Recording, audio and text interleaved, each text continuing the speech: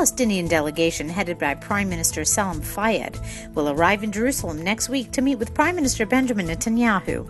At the meeting, the delegation is expected to present Netanyahu with a letter from Palestinian President Mahmoud Abbas addressing the stalled peace process. Various sources reported that Netanyahu intended to send a letter to Abbas calling on him to return to the negotiating table promptly and without preconditions. A senior Israeli official said Netanyahu's letter would be sent in response to Abbas's letter.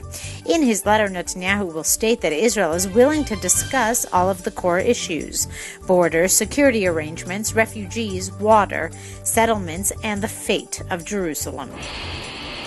Free, free Palestine! Free, free Palestine! Free, free Palestine! Hundreds of pro-Palestinian activists and their families plan to fly to Israel in mid-April to commemorate Land Day. The activists are said to be bearing a message of peace, not weapons, and will ask to travel to the West Bank. Israel knows of their plans and has asked foreign airlines not to allow some 370 activists onto the Israel-bound flights, calling the move a provocation. Last year, more than 300 activists were prevented from boarding flights to Israel to commemorate Land Day, and 140 others were detained on arrival and deported.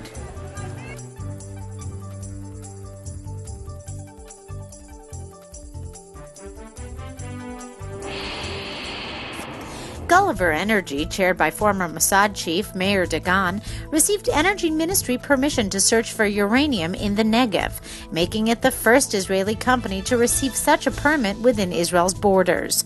The permit gives the company 1 year to search. The company says indications of radioactive material were found at a drill site near Taharim. At a foreign ministry conference on Jewish refugees from Arab nations, Deputy Foreign Minister Danny Ayalon urged the Arab world to recognize its historic responsibility for displacing Jews who once lived in Arab nations and making them de facto refugees. Ayalon said that 50% of Israelis are refugees and descendants of refugees from those Arab nations. He added that Israel will insist that Palestinian refugees be absorbed in the future Palestinian state, the same way Jewish refugees were absorbed in the State of Israel. Cellcom has won the IDF and Defense Ministry's cellular tender for the next 3 years, beating both Orange and Pelephone. Cellcom signed a deal this week with a 7-year extension option. The deal is estimated at tens of thousands of subscribers. The bid is expected to dramatically reduce the cost of mobile phone costs for IDF soldiers and officers, saving the state tens of millions a year.